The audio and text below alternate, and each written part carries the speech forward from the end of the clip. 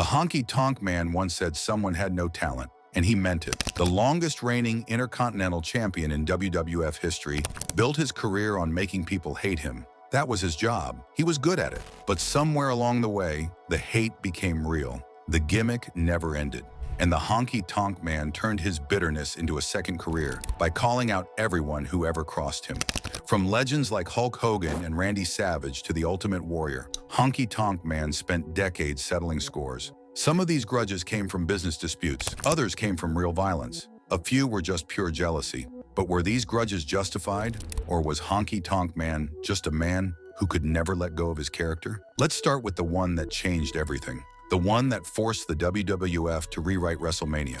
Randy Savage was supposed to beat the Honky Tonk Man for the Intercontinental Championship in 1987. That was the plan. Savage was the rising babyface. Hogan was taking time off to film a movie. The company needed Savage to carry the load, and the Intercontinental title run would set him up perfectly. But Honky Tonk Man refused. He believed losing clean on television would destroy him. In his mind, dropping the belt would send him straight to the bottom of the card. He didn't trust Vince McMahon. He didn't trust the booking. So he played his cards. He contacted Jim Barnett at WCW.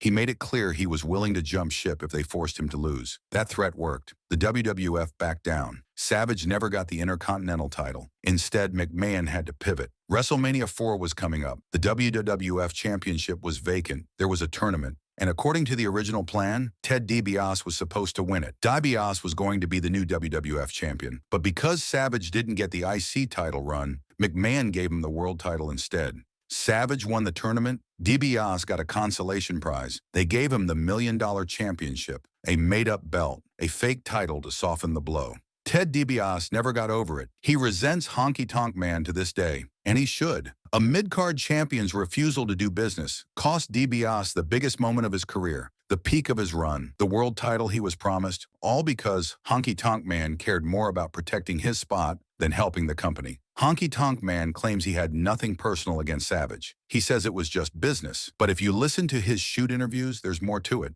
He didn't just criticize Savage's booking, he went after Savage's character. He accused Savage of being paranoid, controlling. He told stories about Savage locking Miss Elizabeth in locker rooms while he went to do remote interviews. He said Savage left her alone in dangerous situations. What if there was a fire? What if something happened? These accusations served a purpose. They shifted the conversation. Instead of talking about Honky Tonk Man's refusal to cooperate, people started questioning Savage's behavior. By attacking Savage's morals, Honky Tonk Man justified his own selfishness. He painted Savage as unworthy, as someone who didn't deserve the opportunities he got. It was a strategy, and it worked. Now let's talk about the darkest grudge on this list, the one that went beyond business and crossed into something uglier. The Honky Tonk Man and Jake Roberts had a feud in 1987. It was supposed to end with Roberts winning the Intercontinental Championship. That was the plan. But during a segment on WWF Superstars on February 21, 1987, something went wrong. Honky Tonk Man smashed a guitar over Jake Roberts' head. And it wasn't a prop. Jake Roberts confirmed it years later. The guitar was real. It was half an inch thick. Sometimes they reinforced them with fiberglass. This one cost $500. It was a legitimate instrument, not the breakaway prop they were supposed to use. Someone backstage made a mistake. They handed Honky Tonk Man the wrong guitar, and Honky Tonk Man used it anyway. The impact was brutal. Roberts called it his worst injury. He said it almost killed him. His body went into shock immediately. He floated around in a daze. The damage to his neck was permanent. Roberts needed 2 major surgeries to fix it, but the surgeries weren't enough. The injury led to chronic pain. The chronic pain led to painkillers.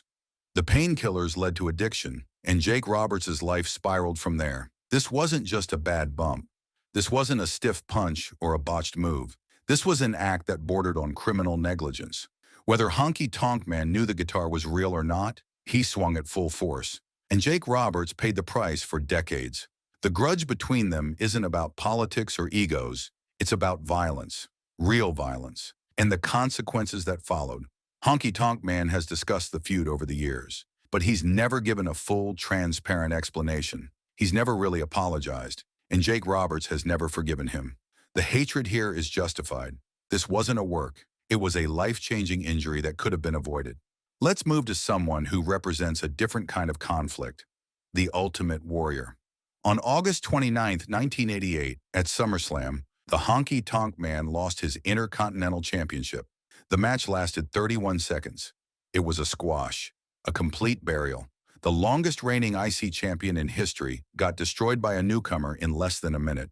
You'd think Honky Tonk Man would be furious, but he wasn't, or at least he claims he wasn't. He accepted the loss. And the reason is simple. It didn't happen on weekly television. Losing at a pay-per-view was different. It was a big event, a spectacle. Honky Tonk Man could accept that kind of loss because it didn't damage him the same way a TV loss would. That's the logic he used. But even though he accepted the booking, he never accepted the man who beat him. In interviews, Honky Tonk Man has repeatedly trashed the Ultimate Warrior.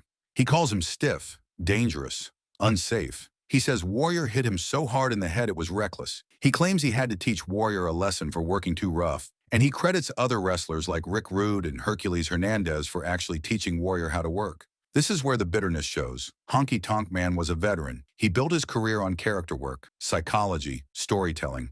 The Ultimate Warrior didn't care about any of that. He was all intensity, all muscles, all spectacle. And the crowd loved him. Warrior got over despite having no technical skill, despite being dangerous in the ring. And Honky Tonk Man resented that. This grudge is about ideology. It's about the old guard versus the new generation. Honky Tonk Man believed wrestling should be about the craft, the performance, the gimmick. But Warrior proved you could skip all that and still become a star. And Honky Tonk Man never got over it. His criticism of Warrior is just bitterness wrapped in self-justification. A veteran refusing to give respect to someone who didn't earn it the way he did. If you thought Honky Tonk Man only went after people in his weight class, think again. He also spent years taking shots at Hulk Hogan. Hogan was the biggest star in wrestling, the face of the WWF, the man who built the company into a global empire. And Honky Tonk Man hated him for it. His main complaint was that Hogan was selfish, that Hogan used his political power to hold others down, that Hogan was a roadblock who refused to help the next generation.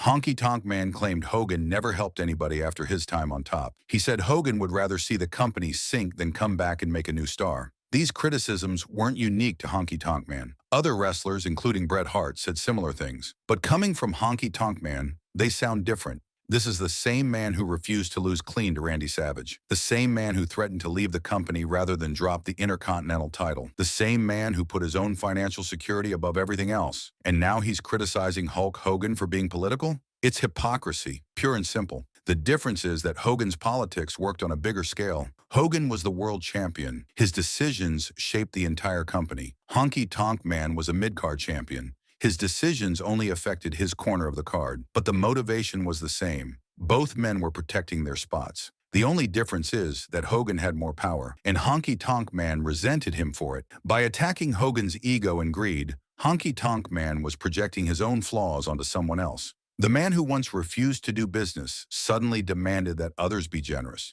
It's a double standard, and it reveals the real source of the grudge. Honky Tonk Man wasn't angry at Hogan for being selfish. He was angry that Hogan's selfishness succeeded on a level he could never reach. The final grudge on this list is about something deeper. It's about the evolution of wrestling itself.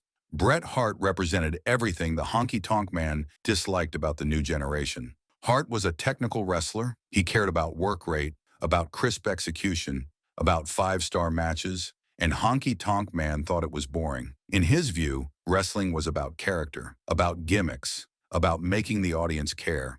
He pointed to Hulk Hogan, Steve Austin, and The Rock as proof. Those guys made money, they drew crowds, they had charisma. Bret Hart, for all his skill, didn't measure up in that department, or at least, that's what Honky Tonk Man believed. This criticism wasn't really about Bret Hart as a person, it was about what Hart represented. The shift in wrestling philosophy, the move away from larger-than-life characters toward athletic performance. Honky Tonk Man thrived in the 1980s. His Elvis gimmick worked perfectly in that era. But by the time the 1990s rolled around, the business had changed. Hart's style became the standard, and Honky Tonk Man's style felt outdated, so he lashed out. He dismissed Hart's legacy. He framed Hart's success as a mistake, a deviation from what wrestling should be. But really, it was just denial. Honky Tonk Man couldn't accept that the industry had moved on without him, that his era was over, that the gimmick he rode to success no longer mattered. The grudge against Bret Hart was less about Hart himself and more about Honky Tonk Man's refusal to let go of the past. When you step back and look at all five grudges, a pattern emerges. Randy Savage, Jake Roberts,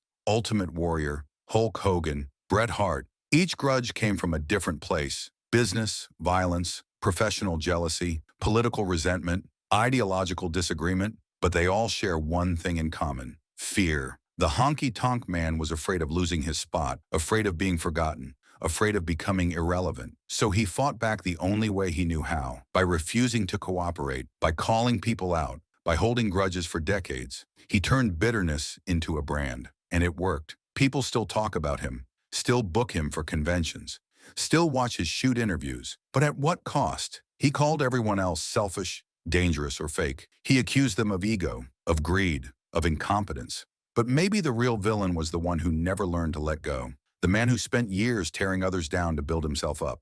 The Honky Tonk Man made a living by making people hate him, and in the end, he ended up hating everyone around him. If you enjoyed this breakdown, hit like and drop your thoughts on which feud shocked you most. Make sure you're subscribed for more untold wrestling stories.